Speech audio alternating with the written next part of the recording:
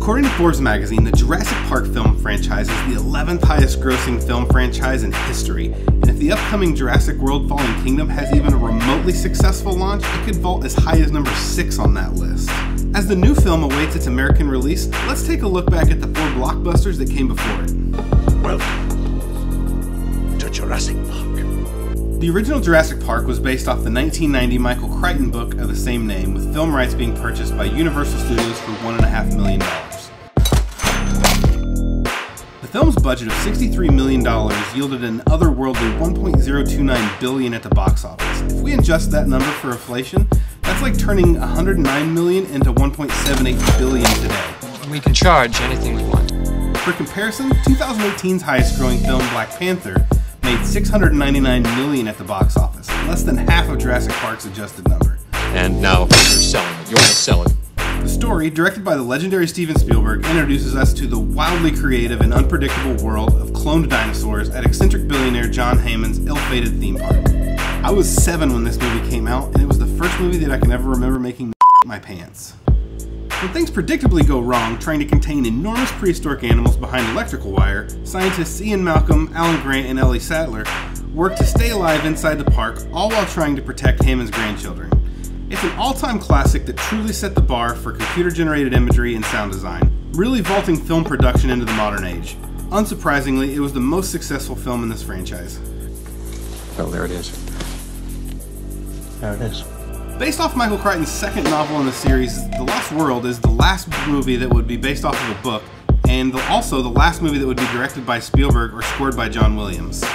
This film, focusing primarily on Jeff Goldblum's character Ian Malcolm, returns virtually no one else from the previous cast. Like the first film, it was scored by legendary Hollywood composer John Williams, giving the first 2 films incredible legendary soundtracks that are remembered to this day. Seriously, they're all-timers.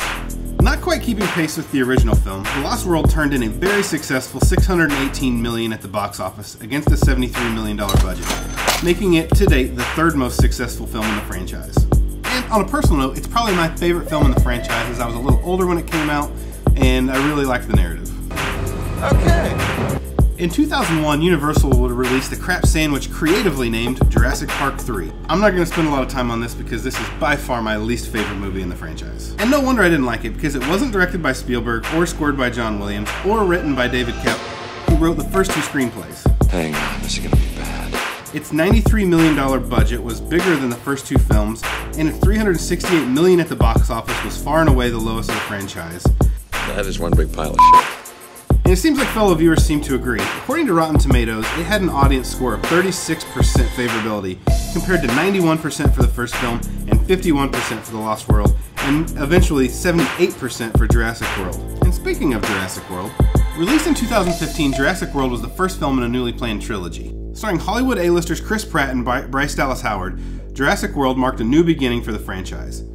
We have an attraction. That's not what you said the last time I saw you. Interestingly, Jurassic World is set on the same fictional Isla Nublar as the original film, this time showcasing an apparently successful operation at the theme park. You know, before it all goes to shit. Jurassic World saw a rise back to prominence for the series, becoming the first film in history to ever gross $500 million on the opening weekend. Jurassic World went on to clear more than $1.6 billion at the box office, technically making it the most in the franchise's history.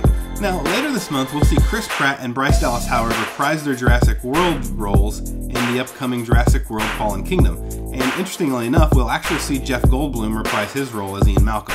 In Fallen Kingdom, we'll find ourselves back on Isla Nublar for what should be the final time as a volcano threatens to erupt on the island, potentially destroying the remaining dinosaurs. Welcome to Jurassic World. Whew.